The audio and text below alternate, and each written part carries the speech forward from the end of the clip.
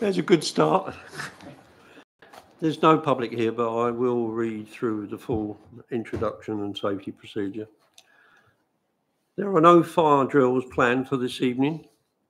In the event of the fire alarm sounding, please leave the building via the nearest exit and make your way to the assembly point located in the market car park adjacent to the Civic Suite building. I would also like to remind you to please switch off your mobile phones or turn them to silent. Please note that the meeting will be live streamed where the proceedings are capable of repeated viewing. Please ensure your microphone is switched on when speaking and speak clearly into the microphone. Once finished speaking, can you please switch off your microphone to avoid feedback noise? If you are seated in the public gallery area of the chamber, it is likely that your image will be captured by the recording cameras and result in your image being part of the broadcast. If members are for any reason not present for the whole of the debate on an item, you will not be allowed to vote on that item. May I remind members to declare any interest and the nature of the interest at the beginning of an agenda item, and that on declaring a pecuniary interest, you are required to leave the room when that item of business is considered. Item 1, apologies for absence and substitute members.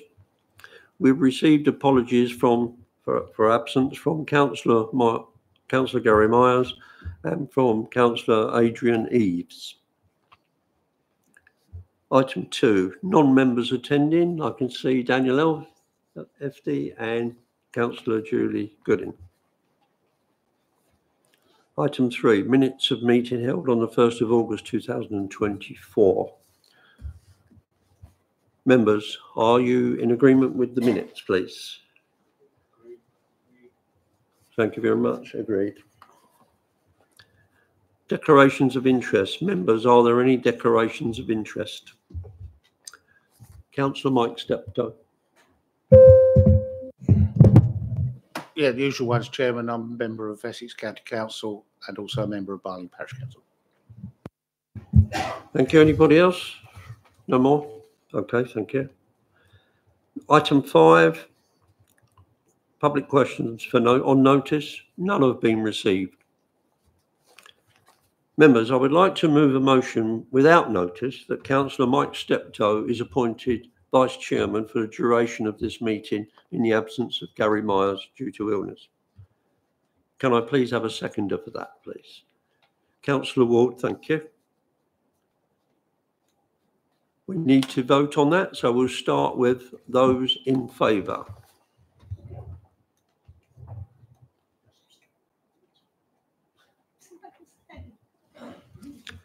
Those against? Any abstentions?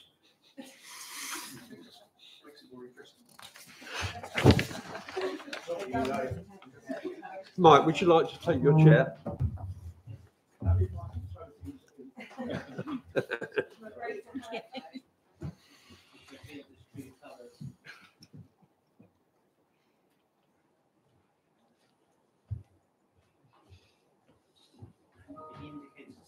Thanks, Mike. Okay, ladies and gentlemen, to business. There is only one item tonight, item number 6, although it is obviously a massive item. Members, we will now consider the report of the Director of Place presenting the Council's response to the Government's proposed reforms to the National Planning Policy Framework and other changes to the planning system, which were announced on the 30th of July 2024. The report begins on page 6.1, and I will hand you over to Jonathan Quilter after a few words. Clearly, this is a massive task with 106 questions, and we're not going to get through everything in any sort of detail. The report picks up on the big trends, and I think that gives us an indication of the weight of what we need to be looking at. So I'd appreciate if members will be concise with their questions. I'll hand you over now to Jonathan Quilter, Corporate Manager for Strategic Planning, and he'll introduce the report. Thank you. Thank you, Chair.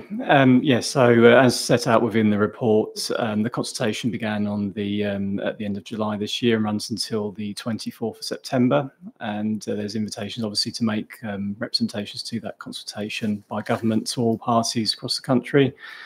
So as obviously a local planning authority in the council, we feel it's important that we brought this item to the committee.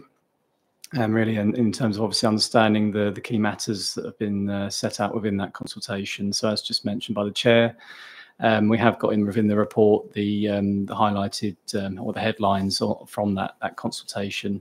Namely in regards to the main item in relation to change into housing need and the standard method calculation, which is how government determines what the target will be for housing in the area.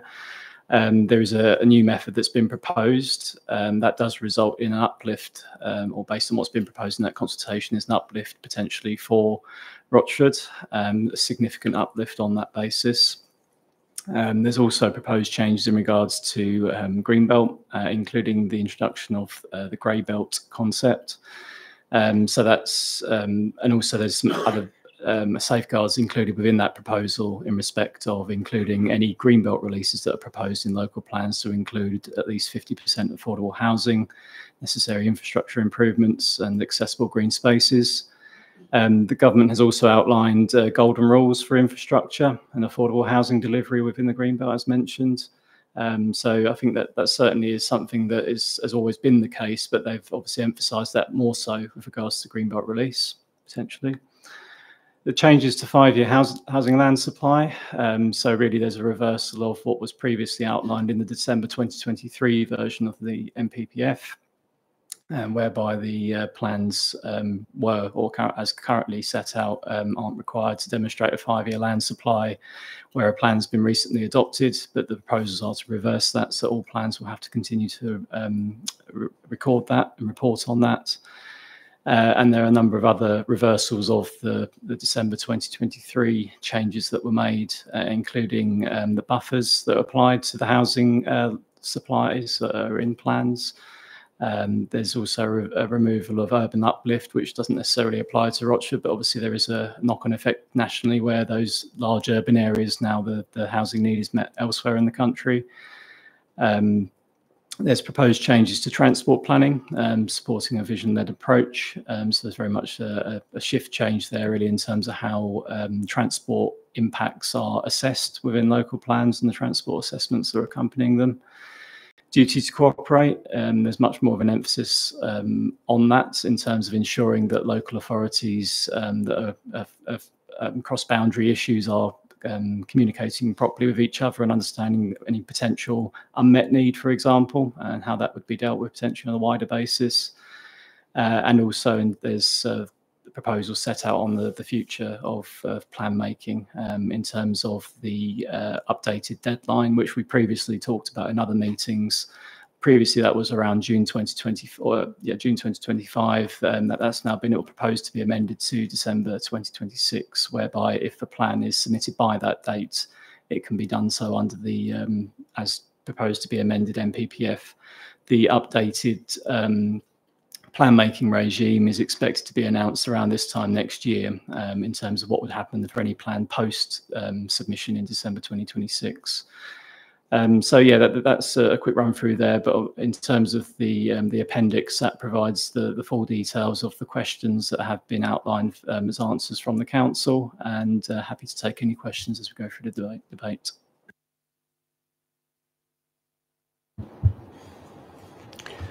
As is my habit, gentlemen, members, I let members speak first, and I'll say anything I've got to say towards the end.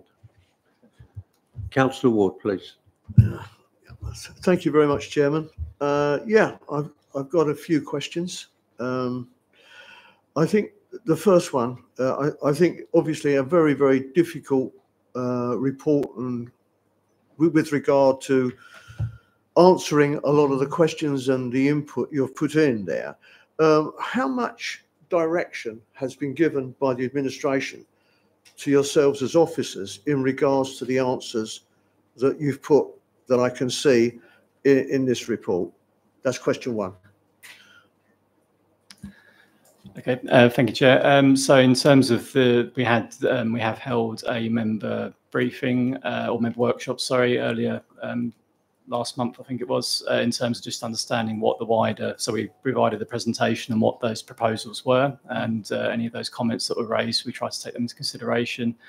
What I would say is obviously it's very much, there's a lot of technical aspects to the consultation that we as officers are providing, obviously our view on what the impacts of those proposals could have on plan making primarily. But there is obviously other wider matters within that in terms of, for example, development management processes, plan application fees, etc.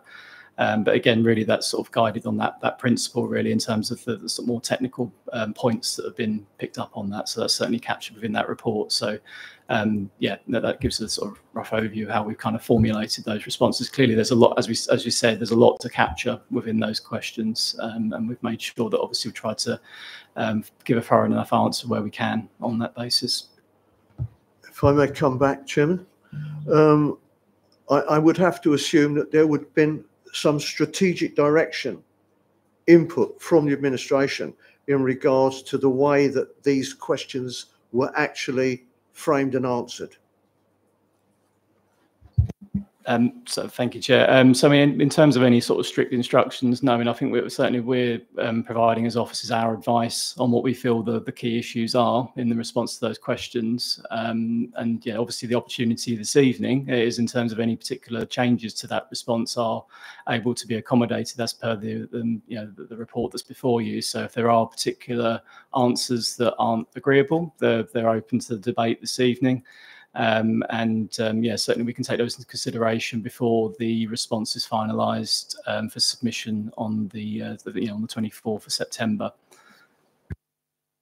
If I can then refer to question 7 in your answers, it's quite a long answer actually in regards to that. It's one of the longest answers you actually put together as far as the 5 years of specific. To demonstrate 5 years specifically that you are able to deliver. One of the things that jumped out at me was obviously garden community or Newtown. I wonder if that is a consideration of the administration going forward and some consideration that will be given to, let's say, a garden community or a new town. And the reason I ask that is in the second paragraph, I've noticed it is the view of infrastructure providers we have engaged with. So you've obviously had engagement over a period of time with regard to the possibility of a garden village or, you know, something like that. Am I right in that assumption? Thank you, Chair. So yeah, in terms of that particular point, yeah, we were referring to the infrastructure delivery plan work that we've commissioned through land use consultants, the consultants that have been working on that. So that through that work, in terms of preparing the stage 1 report, there's the requirement to understand the baseline and what the impacts potential, what the current issues are in those locations. And in terms of a very high level view of what the potential growth options could be, there's certainly no decisions made on what they would be at this stage. But yeah, there has been engagement at that high level, understanding really what the potential issues that may need to be addressed going forwards. So certainly, yes, there has been consideration of a number of options, obviously through the call for sites that's taken place over a number of years. And those sites that make up that information, which has previously been published. So yes, there has been engagement at that level, but I think, like I say, very high level views that have been provided at this point in time. So I just would like to come back on garden community, that term.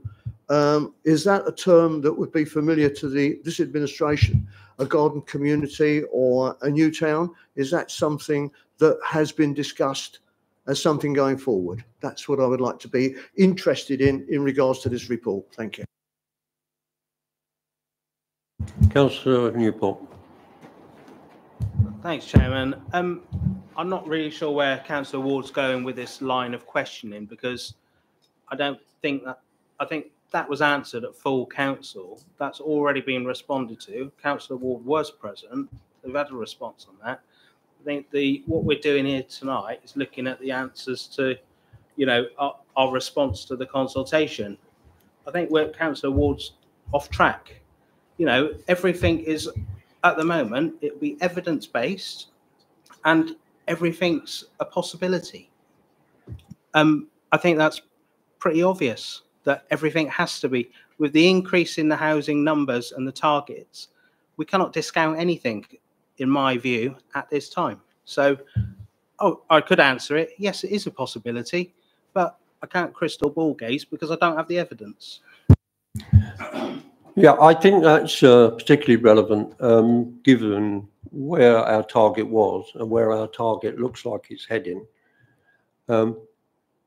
Complete 89% uptake in the target numbers is going to take a complete revisit of what we've done already. And given the large numbers, it will probably need to be dealt with differently than we might have done had we stuck with the original target. So I think whether it's pepper pot, lean-to, urban expansion, garden suburb, or whatever you want to put it, everything will come out in the process. We can't answer that question now, whether we'll be going down that route or not. So I think we need to stick to the key elements of questioning, please, Councillor Wharton. Okay, Chairman, I will now move on to something else then. I'd like to go on to question 12. Now, this is a very interesting one where unmet need and cross-boundary and strategic planning, where geographies and are developed with relevant local authorities. Now, this seems extremely open to me. It's a very, very open thing, in as much as that we are looking possibly at unmet need, I would say, in both Basildon, Castle Point and Southend. Now, Southend, are looking at 26,000. Are they going to overspill into Rochford? We've got Castle Point and we know we've got Basildon that have shortfalls. I have no problem with this if it actually talked about infrastructure, where we're talking about cooperation across border on infrastructure. But I have a problem there. This reply is extremely open, in as much as that it basically is an open invitation to unmet need elsewhere. Would you agree that that's a problem in this answer? Thank you for your question, Councillor Ward. So as you know, the NPPF makes some broad references to the possibility of strategic planning. And in our response here, we've said we welcome the principle of strategic planning. There's absolutely nothing in there that says we will take any unmet need or any housing decisions or anything on any other authorities. It's just that in principle, as officers, we agree that strategic planning is probably a good thing. And as you say, for all the reasons, infrastructure, etc., strategic planning could be a potential way forward where the geographies are appropriate and where it delivers the appropriate things. But that question is very, that is essentially, in principle, we would support it, but that's subject to the detail, and the detail is not forthcoming at present in the NPPF or in any other government policy position that's been published as yet.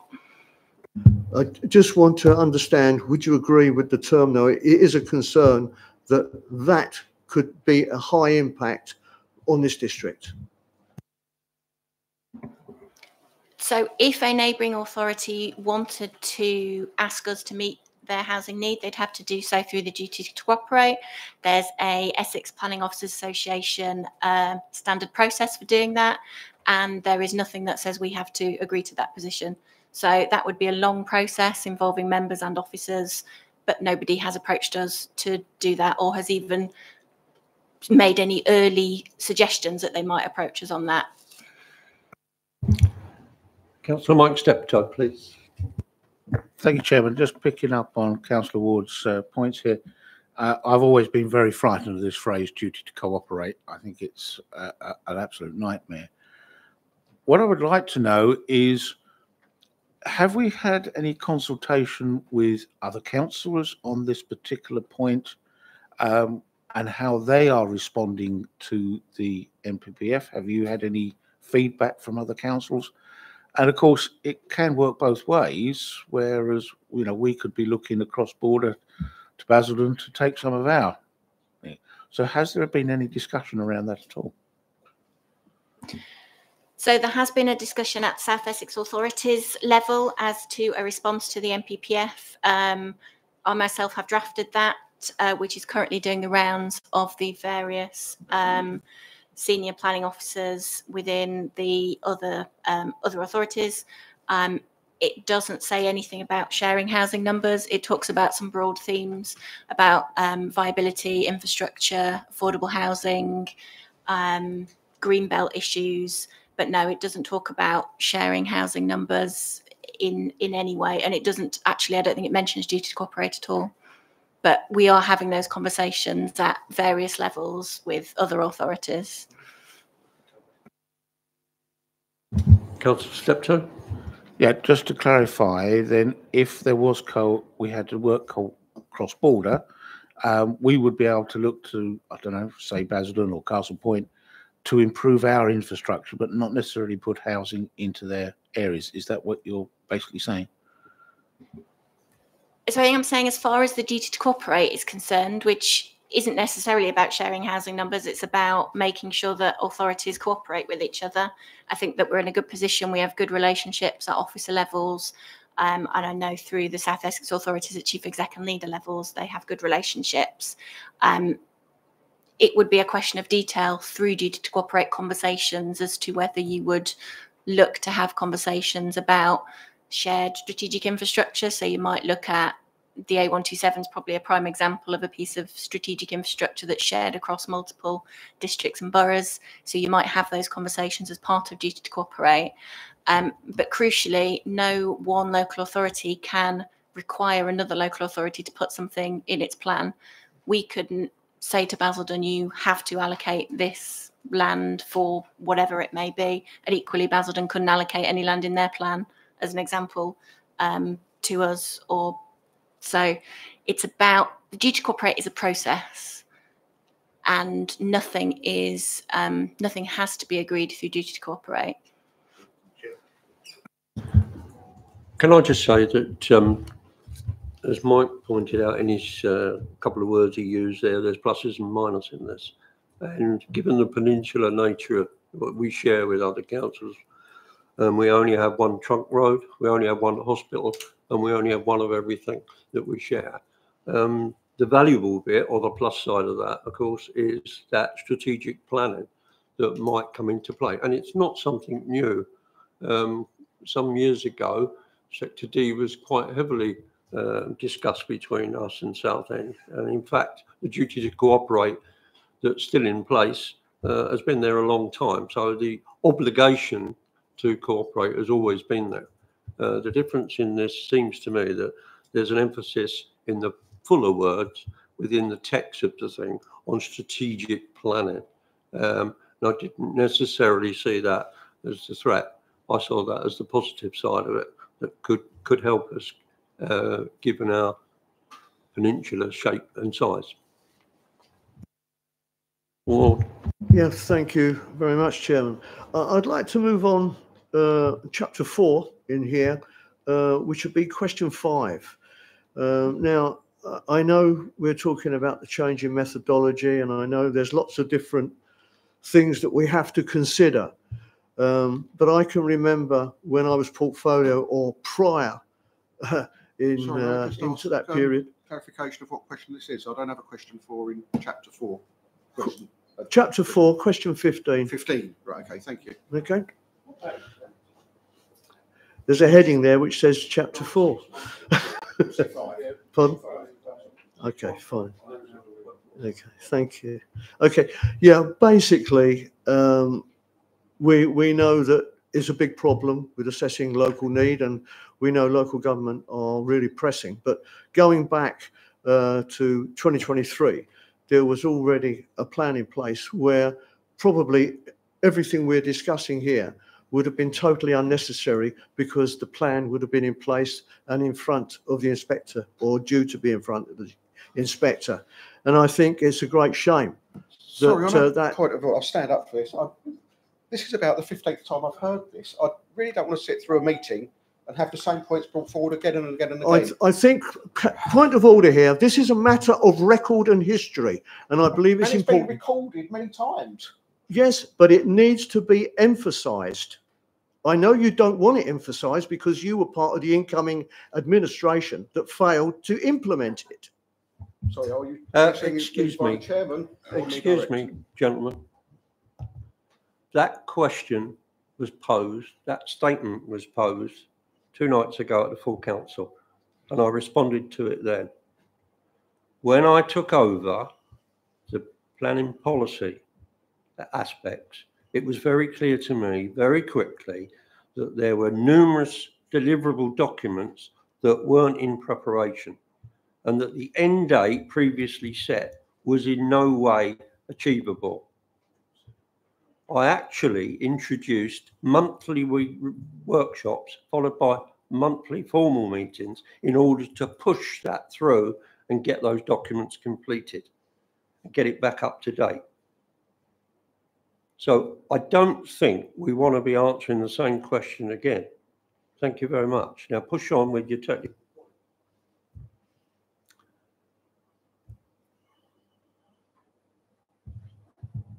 Well, basically, Chairman, as far as that's concerned, we obviously have a very big difference of opinion, which we can agree on. We do have a difference of opinion, and I think impugning the previous officers is not very a good thing.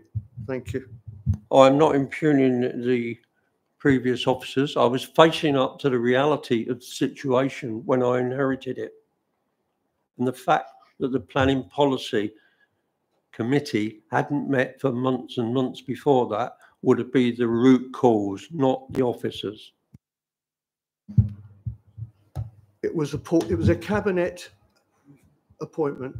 There was no committee per se as such. Chairman, I should carry on. No, I'll correct you there. There was a planning policy committee. That's directly opposed to what you just said. There was one. Yeah, there was a committee, yes. And Councillor Gooding's going to speak now. Thank you, Chairman. You referred to the increase in housing numbers. Does this mean that the Greenbelt terminology to change to grey belt gives green light to a development on Greenbelt? Thank you, Jen. So, I mean, a lot of the details are still to be outlined by government. Obviously, these are proposals at this stage around what grey belt could entail. There would need to be when this is finalised by government and obviously published, it would be accompanied by a guidance that would set out how that would be dealt with. As we understand it, they'd expect local authorities in preparing their local plans to prepare greenbelt assessments and to understand what the areas could be defined as grey belt. But yeah, in terms of the finer detail at this point in time, there's still more to be provided. But I think once they actually provide the accompanying guidance at that stage, and clearly in terms of the responses that we've given, we've outlined the potential concerns around grey belt, particularly given that those locations that could be identified as grey belt may not be in the right locations. Obviously from a plan making perspective, we need to think about a number of matters, including sustainability. And such matters. So clearly we need to understand that the full picture in terms of preparing. And obviously, as we mentioned earlier, we need to make sure we've got the full suite of evidence in terms of our proposals. And yeah, going forwards, if there are any challenges to that from developers, we'll have to deal with them accordingly in terms of what's before us, in terms of our own evidence, but also what's in national policy. Yeah, Councillor Gooding, would you like to reply? So that would also include concerns around the infrastructure that is surrounding any potential green stroke grey belt or any other colour that they want to decide to be called. Yeah, can I take the opportunity? We've got to get this response back next week. The government say they're going to come to conclusions and get back to everybody before the end of the year.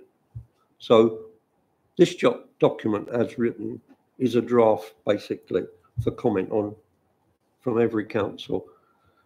So what we end up with is quite some way off yet. So the detail of any subheading needs work. This document mentions things, talks in broad terms, but doesn't get down to detail. And I share your concern about infrastructure. Thank you. Councillor Ward. Yeah, thank you very much, Chairman. I believe the grey belt thing has gone to the House of Lords. They've called it in, you know, to actually try to understand a definition and to actually try and define it. But one of the things that I think is going to be very, very important is the redefinition, to some extent, of our brownfield sites, because they are going to be crucial if we're going to do anything. I think the biggest problem is obviously the 5-year land supply.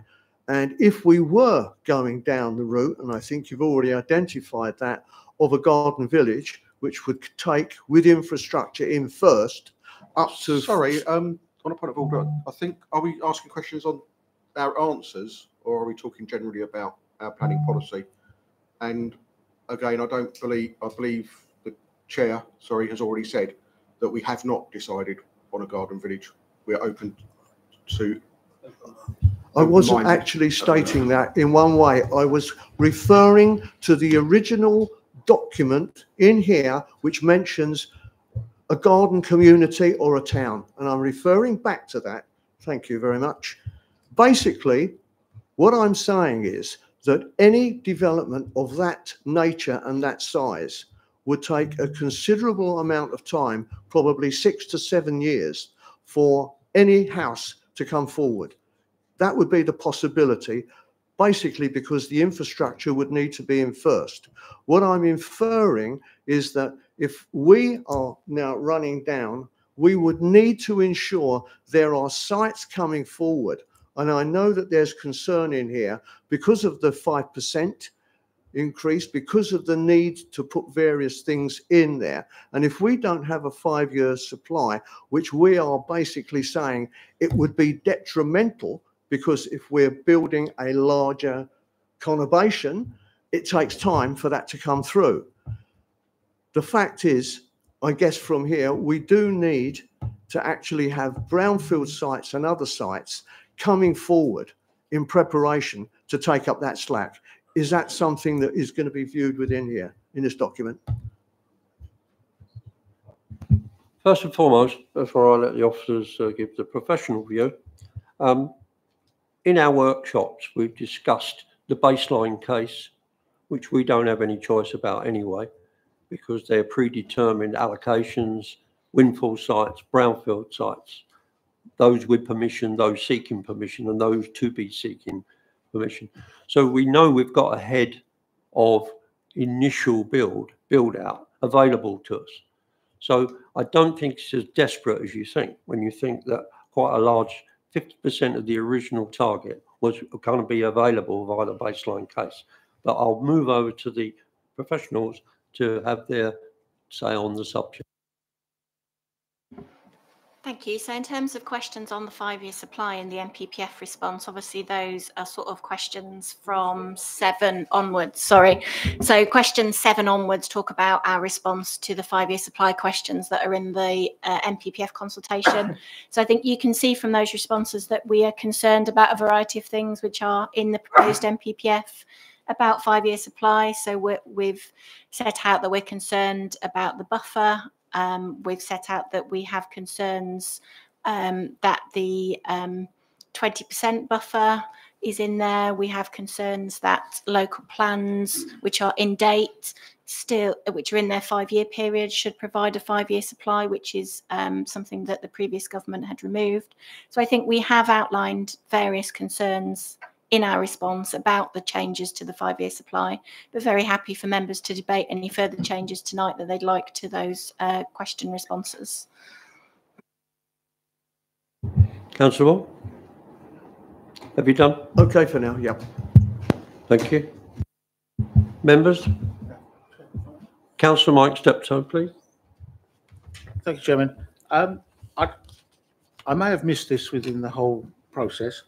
I was concerned about whether they were going to look at how agricultural land is classified. At the moment, it's, you know, different grades, grade 1 being the best, if I remember rightly. Is there anything within this that I've missed as to whether that's going to be looked at and reclassified?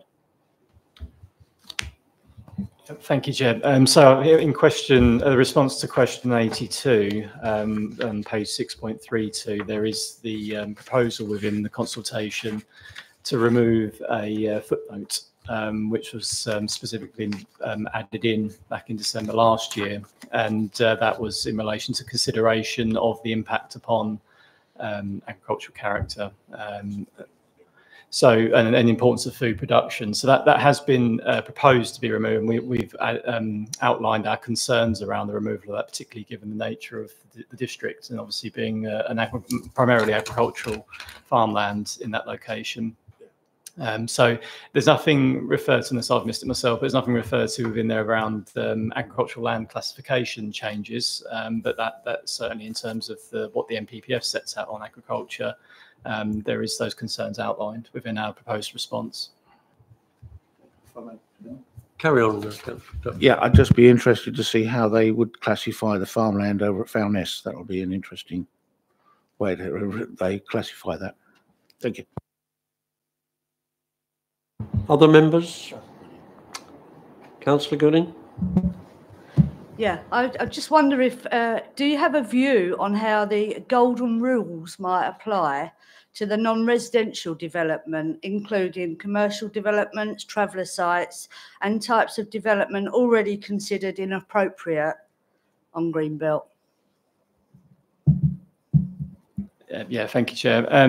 Yes, good question. And I think in terms of as again saying earlier, not trying to defer that, but yeah, there's certainly obviously further detail that the government does need to provide in relation to that on non-residential development.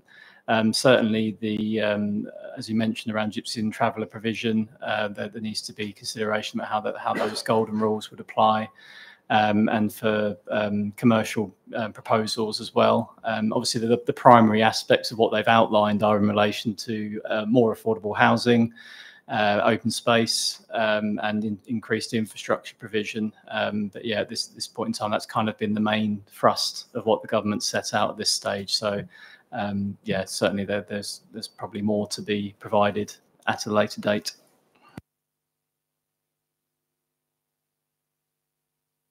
Councillor Rafferty.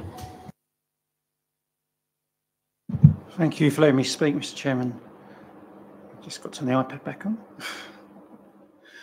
Questions are around fees and charges. I notice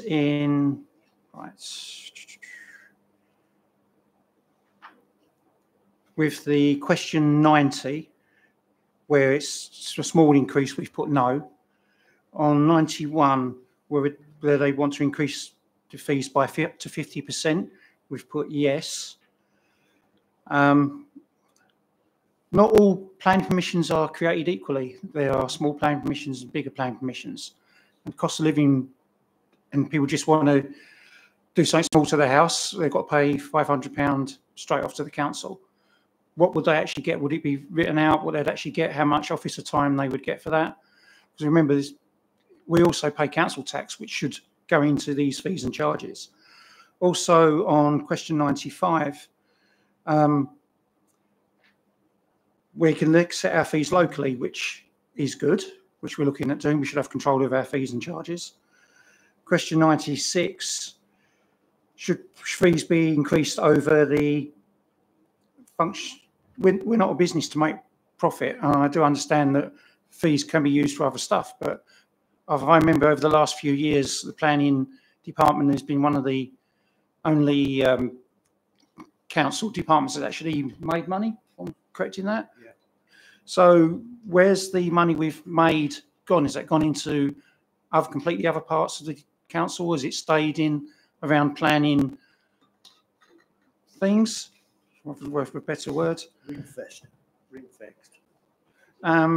So there's some questions on that, and if we're going to put the answers as they are in here, put in the fees and charges up, I don't think I could support this. I know we're not going to go through council. This has got to go back very quickly, but I wouldn't want to support this personally. Thank you. Emma Goodman. Thank you, Chairman. So the reason why officers have supported in our draft consultation response increase in householder fees is that at the moment those fees are... Move the microphone over. Sorry. These fees are just a couple of £100, and therefore the vast majority of residents in the district who aren't seeking planning permission are massively subsidising the cost of that planning application going in. So so this is around meeting cost recovery. So this would be the cost that it takes for a planning officer. So it's not about making money. It's about essentially the cost that a planning officer, the time, the committee time potentially. And so those fees change. So the householder application fee is particularly mentioned in question 91 with an amount attached to it. And householder fees are obviously very different, the smallest scale applications. Then of course there's a sliding scale of fees depending on the larger and larger applications that you get, and it doesn't mention putting up those fees particularly in here, partly because they went up last December and the increase in those fees was ring fenced just to the planning departments. So that's where the sort of fee points are. Again, we've suggested in question 94 that we should be able to set our own fees, and that could be to allow for full cost recovery, or it could be if members wish to massively subsidise the system and to reduce fees. So they would be all options that would be available to us if we were allowed to set our own fees, and it would be a decision for council, no doubt, through the annual budget setting to look at what fees we set. So I think probably in terms of the applications, and then question 93, again, what we've set out here is that there are some applications which currently no fees are charged, but which the council is doing work on. So again, we're suggesting within the draft response that those are subject to a small charge to cover the costs of those in the same way that other applications are.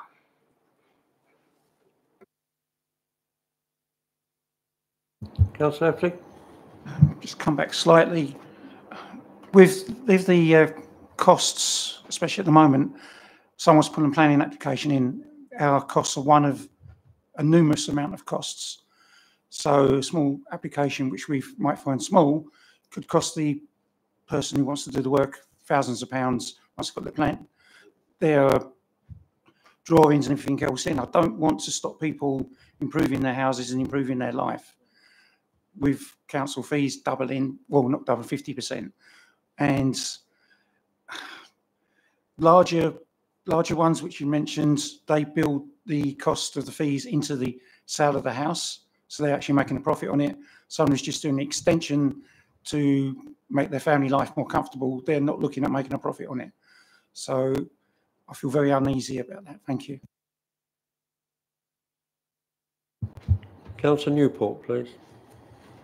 Thank you, Chairman. I'm not sure if Councillor FD is proposing that we scale the charges according to what the householder is going to do once they've extended their house, whether they're going to sell it, live in it.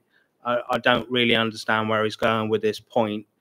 And again, we've already discussed the whole issue around charging for services the council deliver.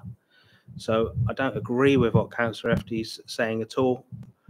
This council cannot, or at the moment, does not want to subsidise householders or applicants on planning applications. It's a choice to put that in an application.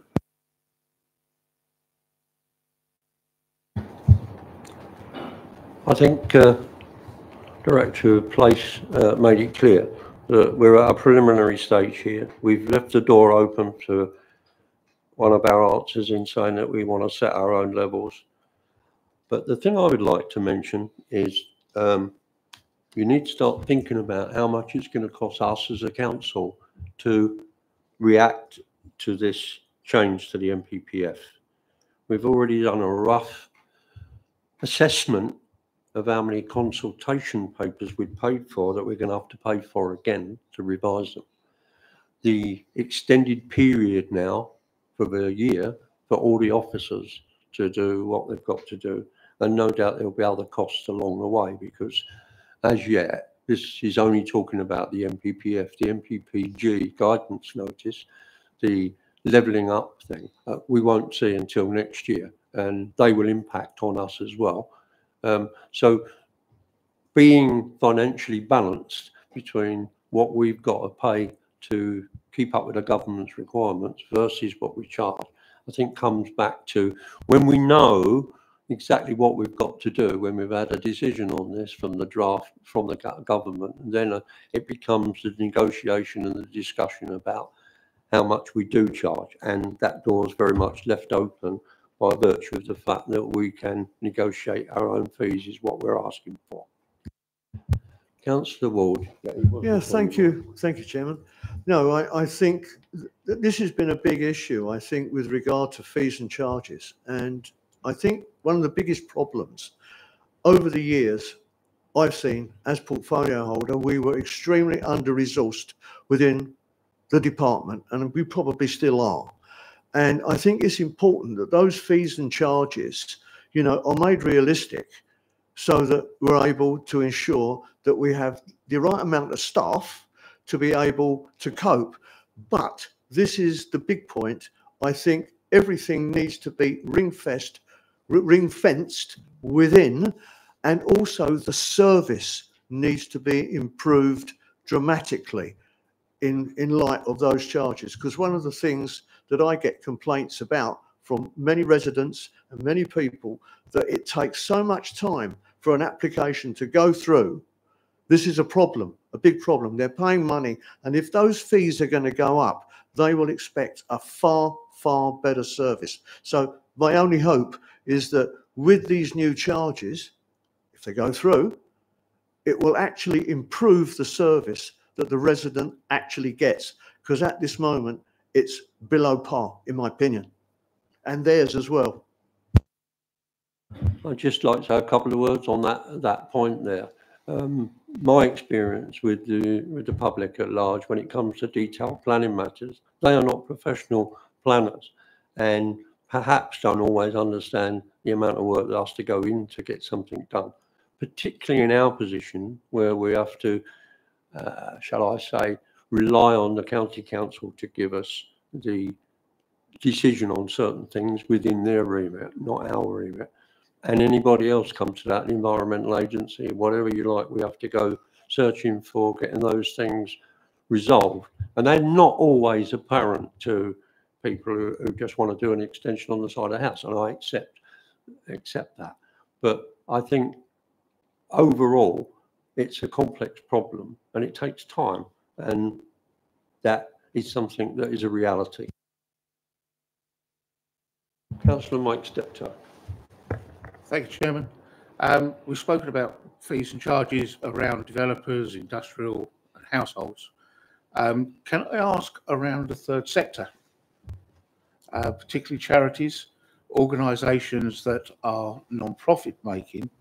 One that springs to mind in particular is groups like the WI, who are desperate to improve their services, and as a council we rely on the third sector to give an awful lot of the services that are required, but they are struggling to find the costs to cover the fees and charges for improving their services. If there's one case, for example, where they want to put disabled access in, but the costs are prohibitive and it's stopping them from doing it. So has any consideration been given to around the fees and charges for third sector, and is that something that perhaps ought to be in this report around that? Emma Gooding. Thank you. So at the moment, planning application fees are set nationally, and there is no discretion in that. They are charged whoever applies for it.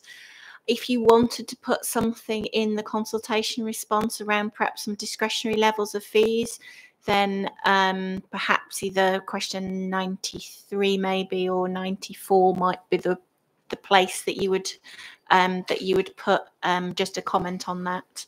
Question 93 is, are there any application types for which fees are not currently charged? But you could require a fee. I guess you could expand that to, there are some applications that we might actually not want to charge a fee for. noting, of course, that the work doesn't change regardless of who the applicant is. So the council would still be paying for the officers and everything else to do the work. But certainly if the committee was minded, you could probably add that into question 93. Councillor Steptoe. Thank you. Yes, I understand everything you said there, and you got no argument with me. It's just that I feel that there's an opportunity here that if we are going to ask to be able to set our fees and charges, is to take that into consideration, because we do rely on the third sector to give an awful lot of services that we can't actually do. And it is an important factor to try and take that forward. So I very much would like to see something along those lines within the paperwork. Mark, are you happy to let the director tackle that? Yep.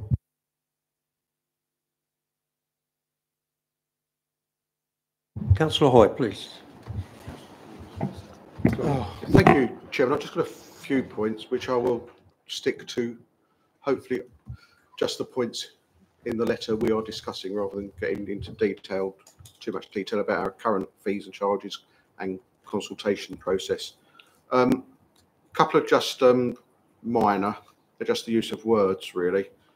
When we're talking about, in a few places, about the high cost, we call it monumental cost. I think. Can you give us a question number? Sorry. Yeah, it's not a question. It's the use of the word monumental is wrong. Monumental does not mean high cost, excessive cost. It means it's a great event. So I think when we're using the word monumental throughout, it's used about 4 times. So, or momentous. So on page 6.15, the final paragraph, at a momentous cost to the authority. I mean, momentous is wrong. It's a minor point, but I think we should say in high cost, because it is a high cost. It's not a notable cost, which is what momentous means. It's high.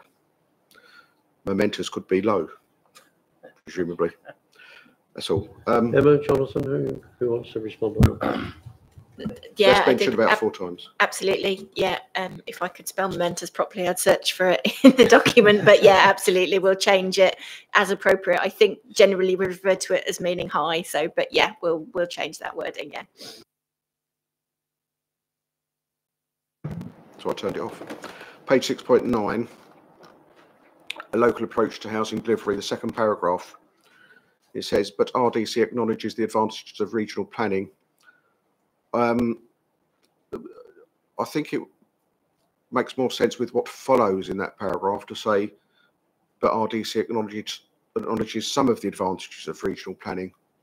I think when we've seen through the some of the workshops, I don't think it was clear that we all agreed wholeheartedly that regional planning has all the advantages. And I think perhaps when you read that, it looks like we say, yes, we should be doing everything regionally. And I don't think that was really what we thought.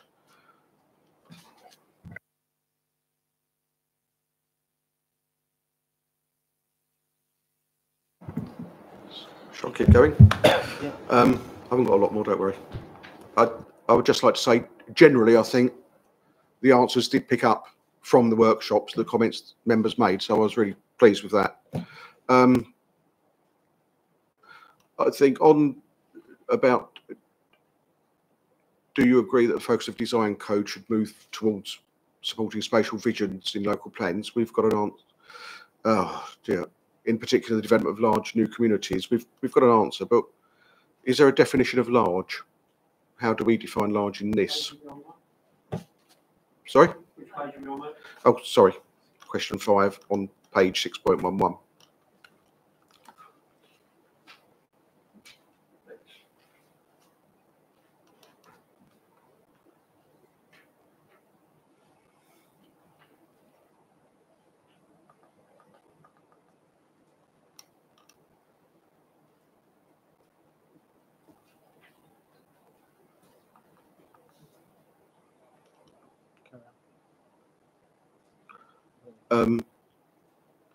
On page 6.14, sorry, I've got to scroll through to my points, that's all. Question 16. do you agree that using workplace-based median house prices to median earnings ratio, etc.? It says, yes, RDC agrees that using an average figure will result in the more consistent figures for use in the calculation. We're talking about workplace-based median house prices, but we're not saying what median. Are we talking about regional median, county median, district median? I don't know. And there was one more, if I can find it. Is that the one?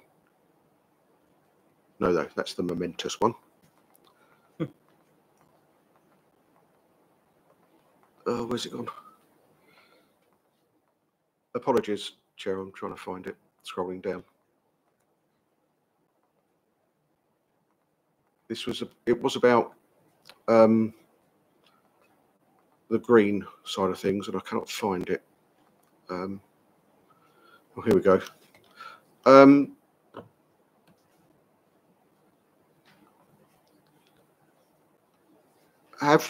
I couldn't see here about, I'm in the wrong part of it. Sorry, I can't find the right place at the moment. It was talking about oh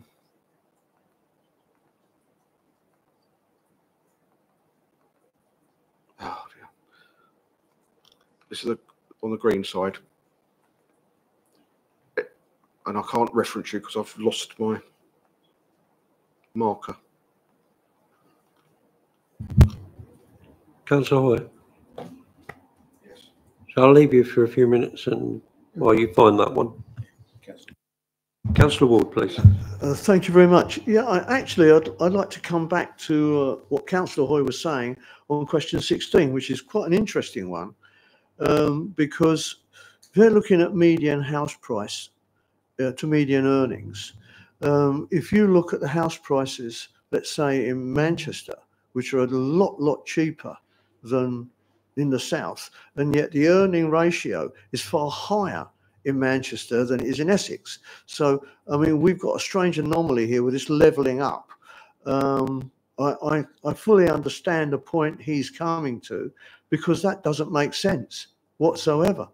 Because if you're looking at certain medians where it just doesn't compute at all. Thank you. I'll have to take advice on that. So what they're trying to do is to work out what the affordability factor should be. So the standard methodology is proposing, first of all, you increase by percentage of housing stock, and then they are applying an affordability ratio, and they're suggesting, and we think it's that you use each district, but I think we can, to Councillor Hoy's point, I think we can clarify that within our response, that you are talking about the individual district's workplace medium house price to medium earnings ratio. And they see that as a good indication of where they need to build more houses because they're less affordable. Now, that's what the government is suggesting. And what it's also done as part of the standard method is that it's upped, as you can see, the next question, question 17, it's upped the proposed weighting of that affordability ratio. And it's also removed a cap from it. So at the moment, under standard methodology, there is an affordability ratio calculated slightly differently, but there's a cap on it, so it doesn't increase your housing numbers so far. The cap has been removed in this proposal, which is a big part of the reason why the Rochford number has gone up so much, because there is quite a gap in terms of house prices and median earnings. Councillor Ward? Yeah, thank you very much. Yeah, it has no relationship to actual growth in the district, though. And that's always been a big problem. I mean, when you look at the ONS figures, the actual growth over 10 years is relatively small. And yet they are putting in a totally different type of figure this time around, which bears no relationship to the actual growth in the district. So it's very disproportionate. That is certainly true to say, and the current standard methodology uses population projections. People have argued in the past that population projections punish those districts or boroughs that have delivered more housing, because you've got more population increase and therefore you have to keep delivering more. And people have argued that if you haven't delivered housing numbers in line with your need, that actually that feeds then into the population projections. So the government is trying to propose a more stable mechanism within the stock. But you're right, it is a very blanket measure which doesn't take into account local factors, which is something that we then have to go through as a local planning authority to go through. Actually, this is the number. Let's look at the local factors that then and look at whether we can deliver the growth that the standard methodology comes out with. Yeah, Councillor Ward. thank you. There's a major issue that comes in here with regard to large conurbations, such as London, which their numbers have been reduced dramatically as opposed to those places outside of London. And I remember very well the introduction to the London plan at City Hall, where we all said there is no way that London could provide for their houses. And we all said they're going to want to distribute their needs outside of their area. And I do suspect that this is something to do with that, you know, we may not have the growth, but they will impose the growth on us from London. So we will suddenly find a huge influx from various boroughs from London, because they have now got a reduction in their requirements and they haven't kept up to the standards that were set. So that's something of huge concern, I think, to many residents in the district. Not necessarily the worry from maybe Southend or Basildon, but I think it's the concern of a massive influx being forced on us from London, especially, you know, if it's 50% affordable and lots of other council tenancies that seem to be written into this report.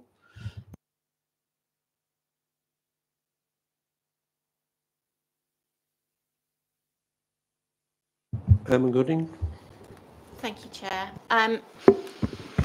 Sorry, so there's nothing in the standard methodology as it is set out now about taking any need from anywhere else. That comes back to the duty to cooperate position again. And because you've got the current stock of the district being the baseline, again, in previously when you were looking at objectively assessed need, you had to look at needs from other authorities, and actually London's need did have an impact on various authorities in Essex. But the way that this standard methodology is calculated is different. So it is stock affordability, and that gets you your number. But you're right, they have proposed to get rid of the 20% increase that the top 20, I think it was, biggest cities in England had to add to their housing number, and then replaced it with this different standard methodology. So in some cases, cities may be going up, in other places, they may be going down. And I think we're just trying to find, we think we have referenced that we don't think that that was the correct move within our response, that 20% to the to the biggest urban areas is removed, because you could argue that they are the most sustainable areas in the country because they're the biggest cities with the most facilities. Yeah, question 19, result of the standard method. Yeah, we do say there's concern that the method might encourage growth in locations without a demonstrated need, leading to potential mismatches between where the development is targeted and where it's actually needed, and the reduction in the urban uplift, which is at 20% for key cities. Shifting responsibility to surrounding areas could exacerbate this problem. So that's our response, part of our response to question 19. Do you want a chance to read that in? I'll take Councillor Gooding while you're doing that then. I apologise, Chairman, for going back to the mentioning of fees and charges and the service that our residents are getting. I just wondered if there's still an app in place for our residents to get answers to some of their questions, because I don't have the app, so I just wondered if it's still in use.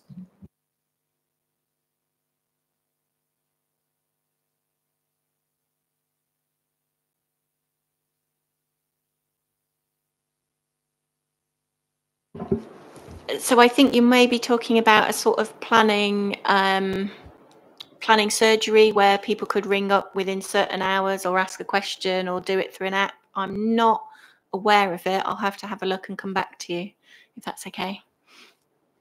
But otherwise, there is the paid for pre-app service.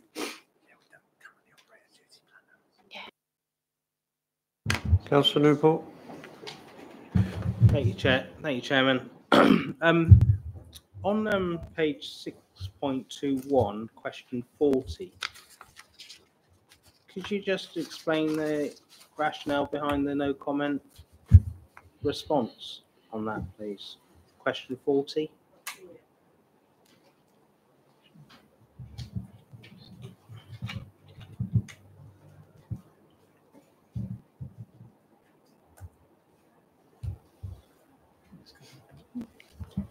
Yeah, so in regards to that, obviously what the proposal is outlining is that, in effect, that it will not punish proposals that are policy compliant. So I think that's really where we can add a comment if you feel there is a point to be made there, and we're happy to take that on board. But I think in terms of our view on that is that it seems appropriate that if a site is meeting policy, then there shouldn't be necessarily additional requirements placed upon that development. Because there could well be other implications from that, I guess, in terms of things like viability, for example, that have to be considered. So just for clarity on that, then, is that our local policy or the NPPF policy on affordable housing, where it's saying about policy compliance? Yeah, sorry, yeah, to clarify, I mean, obviously, if this proposal is trying to provide, or if there is an opportunity to provide more, for example, affordable housing, then clearly we would want to see that if it's possible or if it's desired, and it can be demonstrated that's appropriate. So yeah, I think you're right to clarify that point. I think the approach of obviously any local planning authorities, we have it's not a ceiling, in terms of any percentage that would be applied in policy. We wouldn't see that as a ceiling that should not be broken. Obviously, that is the minimum requirement of any proposal. Yeah, thanks for that. Councillor Ward. Yeah, thank you. Just two items. Councillor Gooding mentioned that there was originally an app that was tried subsequent to the walk-in and speaking to a planning officer at South Street was stopped. There was advice that were given to people who would just walk in and just get some advice, free advice, there on the first time, on the first go. So it was a very useful service to people who, had no real knowledge. They wanted to do something and they just wanted to ask an officer, can I do this? Can I do that? So that was helpful. And then they tried an app, but that became too complicated for people. And I think the whole thing ceased, didn't it? Just ceased. Anyway, can I just move on to something else? Again, just continuing on the affordable housing situation. I mean, they're looking at 50% target on all Greenbelt. So anything that is, how can I put it, decided is going to be Greenbelt, or an application that comes in on Greenbelt, it should have 50% affordable within it. Obviously, as we're moving on, as we've said, we're going to have to revisit a lot of our documents, a lot of our evidential documents. And I take it, I'm assuming, and I don't want to assume, that the call for site may have to be revisited and reissued. I don't know whether that is part of what's going to go on, but the thing is, how detrimental could this be to someone putting in their site or withdrawing their site in the light of this NPPF? Okay. Yeah, I mean, clearly we have outlined that there are potential concerns around the impact upon viability, and clearly we have to be guided by the evidence itself. And there's a number of other factors that come into that viability assessment, not just affordable housing, but we all know that that is sort of the first victim when it comes to sites being considered to be unviable. That affordable housing is often the thing that does get impacted upon. Certainly in regards to your point around call for sites, no decision clearly has been made around that at this point in time, and clearly we'll have to understand what needs to be done for all of the evidence documents, what's required once we've got the final confirmation of what's been published by government with the NPPF. Yeah, certainly going forward, we'll need to update consider what updates are required to the whole plan viability assessment comes into it. And with regards to developers and landowners who have got proposals, not just in Rochford, but elsewhere in the country, clearly they'll have to think about what works for them. I mean, it's up to them whether they want to submit a site and whether they feel it's deliverable. We would need that reassurance of any site that was eventually potentially allocated in a plan or proposed for allocation. We would need to demonstrate through that examination that we've got the appropriate viability assessments to confirm that site can be delivered, given the requirements that are now being proposed. If that is the case, that's obviously one factor that needs to be addressed, that we would expect, as we just talked about, sites to be policy compliant, to be within that plan.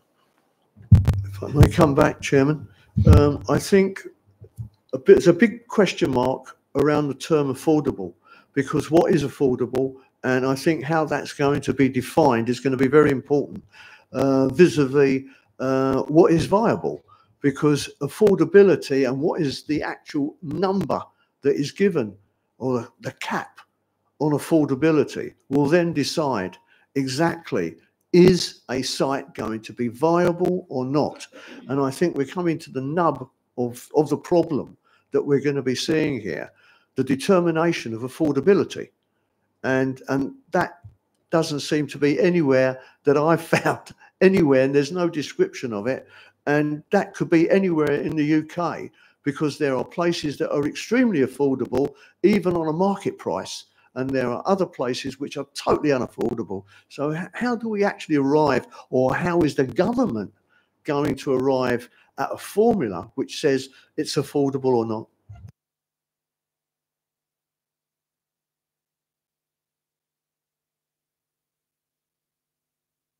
Yeah, so in terms of the definition of affordable housing, that is defined within the glossary of the NPPF. In regards to the question, I mean, question 47 of the consultation does talk around delivering of affordable housing, and we have raised comments in relation to social rent as opposed to affordable rent. As you say, I mean, there's a whole multitude of various definitions of what could constitute affordable housing, first homes, yeah, and in terms of that side of it, affordable rent is another one.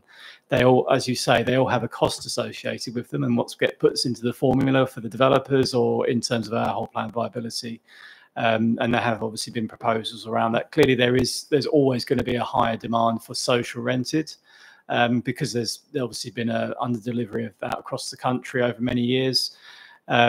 But at the same time, that obviously, I think there's the other matter around registered providers, and that's been in the headlines more recently around the ability for them to pick up a lot of these sites and run with them. So clearly, there's a number of factors that we need to consider, and also will need to come into play when it comes to any of these sites being brought forwards. So yeah, so certainly not saying it's an easy challenge, but it's a challenge we've got to face, I think, in terms of making sure we're meeting those policy requirements. Councillor Gooding. Thank you, Chairman. I just wondered how many of these call for sites, do we know how many are on Greenbelt? Do you mean in terms of number of actual sites, in terms of the actual call for sites? Because I mean, we have run them over these. I haven't got the figures offhand. We have published that information in the past in terms of what's been submitted. So certainly we have got that mapped in terms of the most recent information that was submitted. That's on the website. So there is that information on there. There's a whole multitude of different types of sites. Clearly, there's the district is very much, if it's not in the urban area, it's going to be Greenbelt. There's predominantly the district is, if it's rural areas, they are Greenbelt areas. So if there's there are going to be clearly a number of those sites that are in Greenbelt locations. But as I mentioned earlier, really, when it comes to plan making, we need to make sure we've got an appropriate strategy, and that needs to be justified. And that obviously all the evidence that supports that. So clearly, the primary focus, as set out within national policy, in any case, is to focus on brownfield delivery of brownfield sites, but they only have a limited capacity. And so therefore we do need to understand what the other alternative areas are, which could include Greenbelt, but clearly that's still a decision that will need to be made at a later stage as we develop the plan. Can I come back, Jim? So can you give me a percentage wise of the likelihood of the Greenbelt being released due to these new targets? I mean, at this stage, no decisions have been made on what development's going to be included in the plan. That's still to be done. A colleague will be able to provide you links to the information that has been published in terms of those sites, so you'll be able to see, as I mentioned, the mapping of those sites, if that's any use. But yeah, in terms of actual decisions, they're still to be made. You know, the plan is still to be developed, and given obviously what's been proposed in the MPPF, we've got an increased housing number, so we need to reconsider really what our approach could be to that. So there are set stages in terms of the preparation of the plan. The first step will be what's called the Regulation 18, and then we've got what's called the Regulation 19 stage. That's effectively your draft plan, and then we would be, if we're in a good position at that stage, we can then submit the plan for examination. So really the first step we need to get to, again, in terms of this production of the plan, will be the Regulation 18, and clearly that will need to be put before members, you know, in terms of making that consideration about putting that out for consultation. So there's still further work to be done really in that regard, but members will be kept informed as we go through that. And do you have a timetable for those regulations of 18 or 19? So the timetable will need to be, obviously we were working towards a different timetable before the consultation was published, but because of these changes that are being proposed, they are significant. So we need to, in time, once that has been formalised, the MPPF has actually been published following this consultation, we will need to reflect an updated, what's called a local development scheme timetable. So that will be forthcoming in time. So we haven't got that updated as such. The most recent local development scheme was published back in February this year, and that gives you obviously that's in effect not being proceeded with now, but that gives you an understanding about the timeframes associated with that really. As mentioned in the MPPF, what's being proposed is that plans should be submitted or can be submitted by December 2026 under the current proposals. If they were to go beyond that period, then they would obviously need to be taking account of updated plan making measures that are going to be published by government this time next year. But like I say, those decisions will need to be brought back to members again in terms of any updated timetables, so that'll be forthcoming. Thank you. Can I just have a few words, Julie?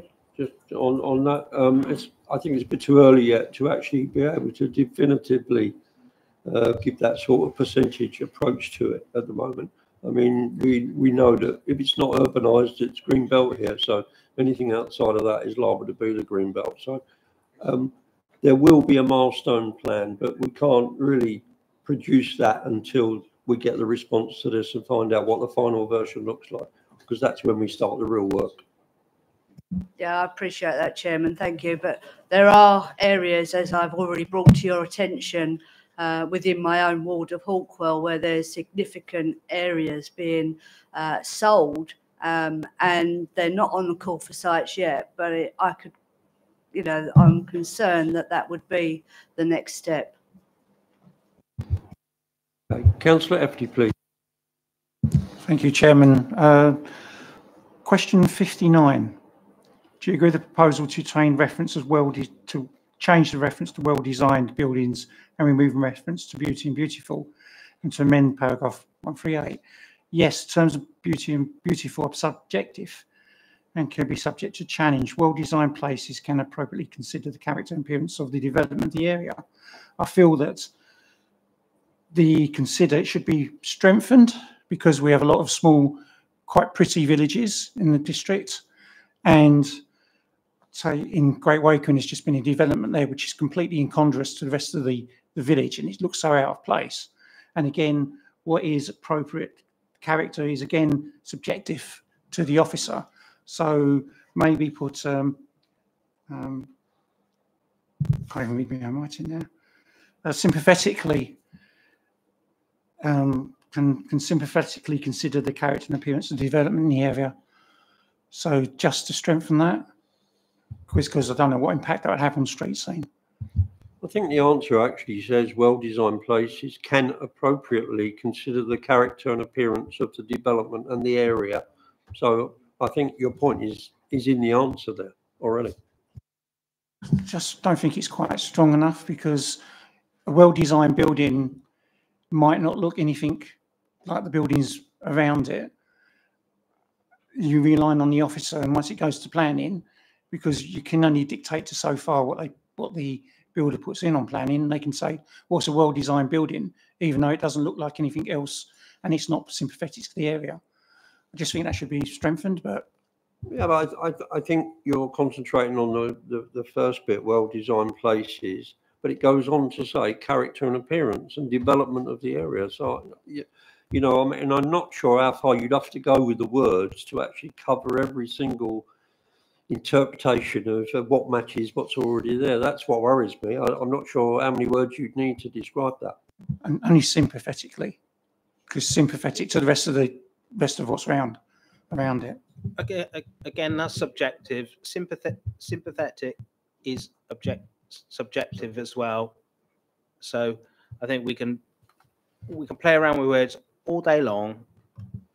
I just think we're getting into far too much of the detail here on it, and I think it's fine as it is, Chairman.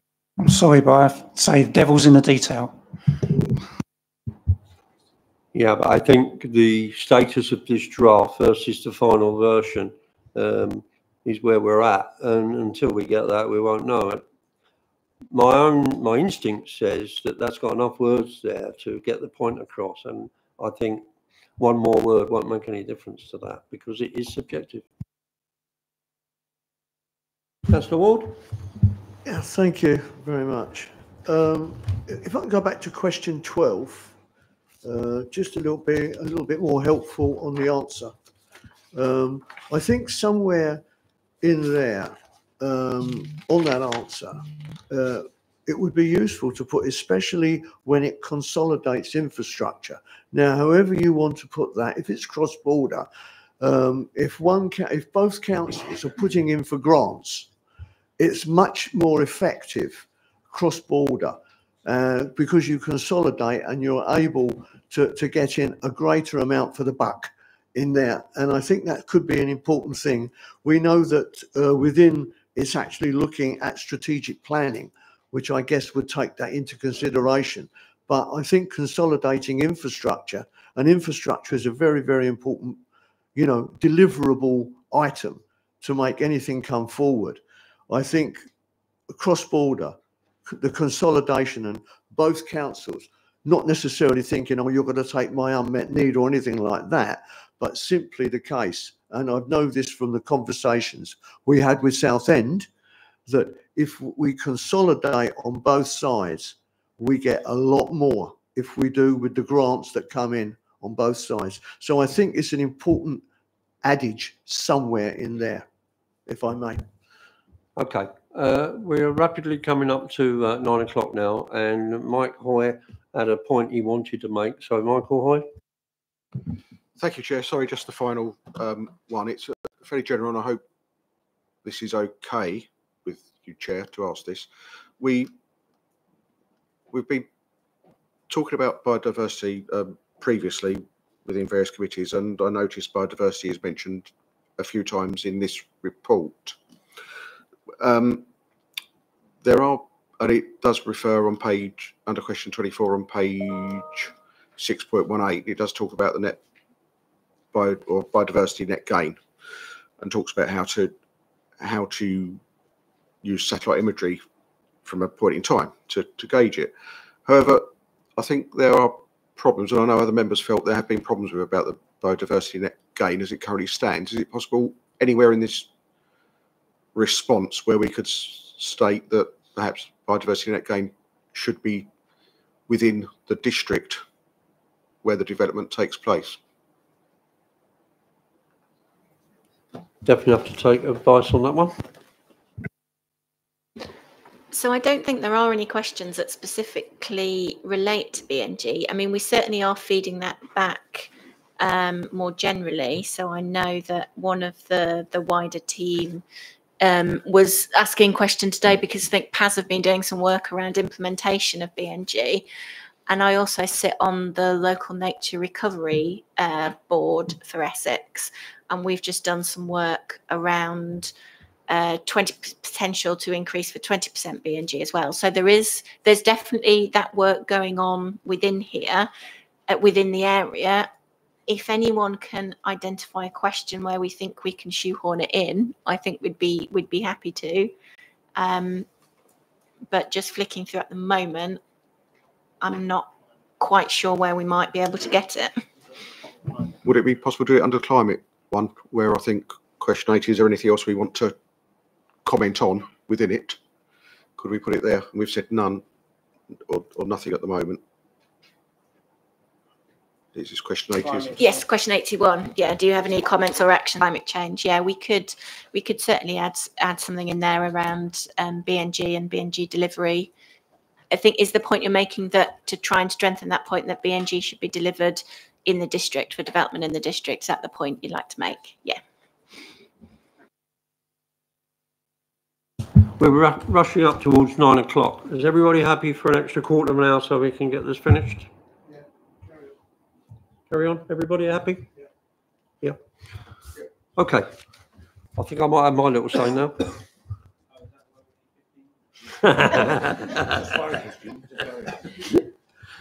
Yeah, I want to pick up on what the point Julie made, actually. You know, there's a lot of headlines on this that catch the eye, you know, mandatory targets and green belt and grey belt and all the rest of it. But this district has traditionally, since the war, when it's been developed heavily, suffered from lack of matching infrastructure to the building side of things has gone through.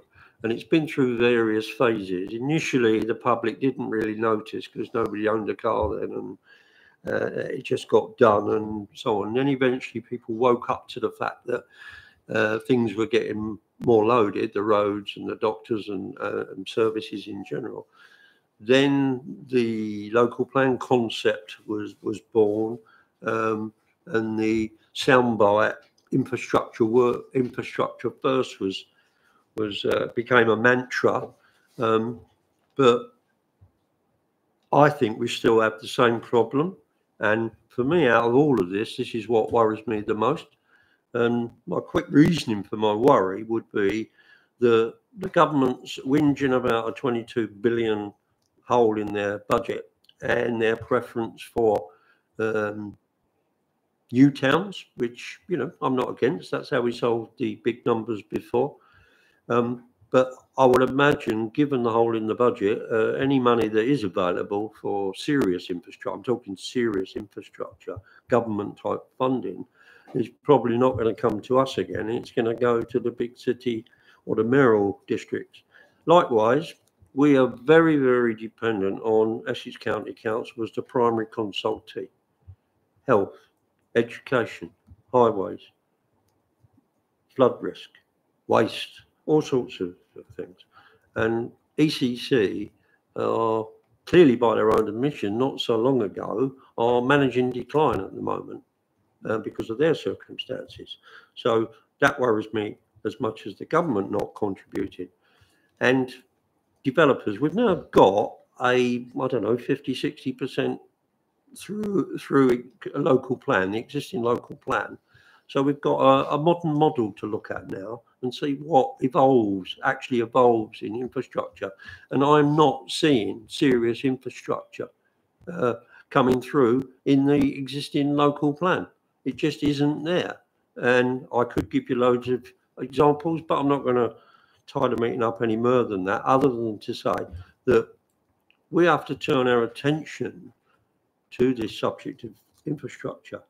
Everybody and his dog has had his say on infrastructure, but nobody, very rarely, does anybody define what infrastructure and where we need it and how we are going to get it.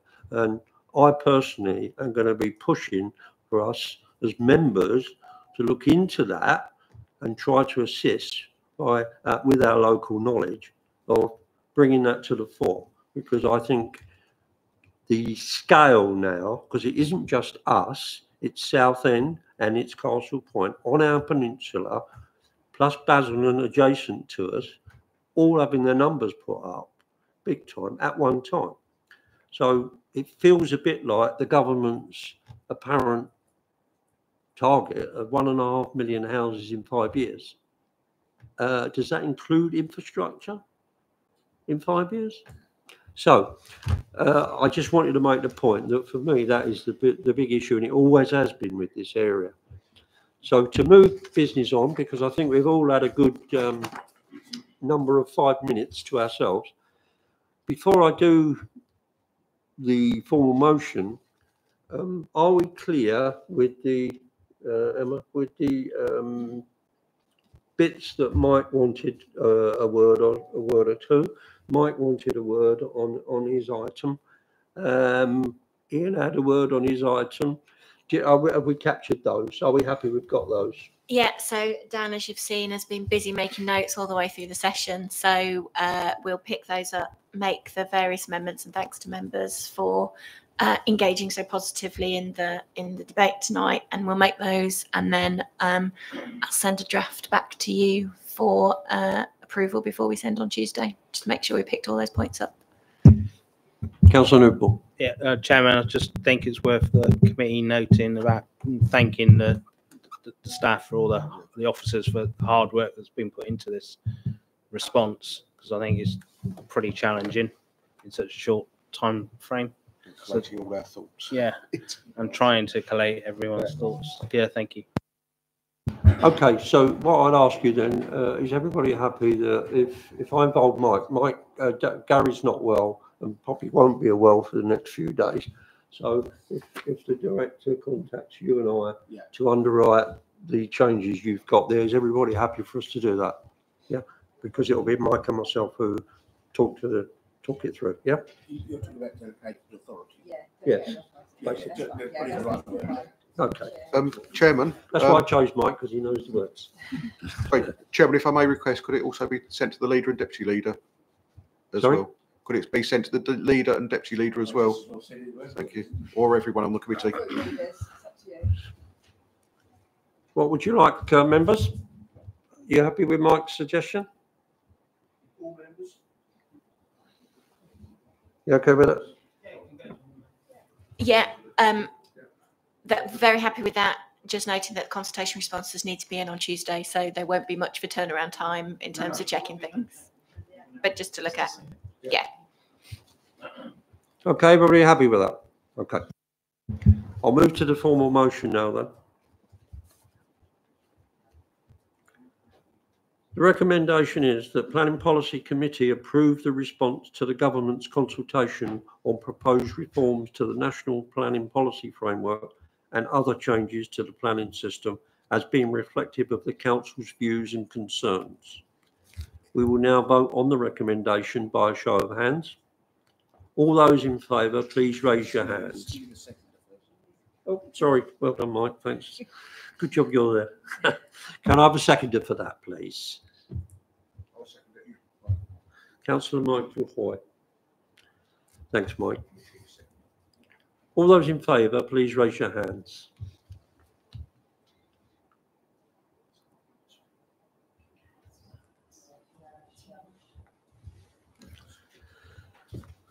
All those against? No, Daniel didn't. No, you can't vote. Oh, of course you didn't. Sorry. It's getting late now. I'm screwing up big time. Time for my bedtime. I don't know what's in that water. Okay, so Veronica, that's carried then. Yeah. Okay, well, thank you very much for tolerating my protocol and correcting me as required. The meeting closed at 9:05. Thanks, Mike. Because when I was chair, Yep. I never got a chance to have a picture of the big chair. Yeah. You got a camera there?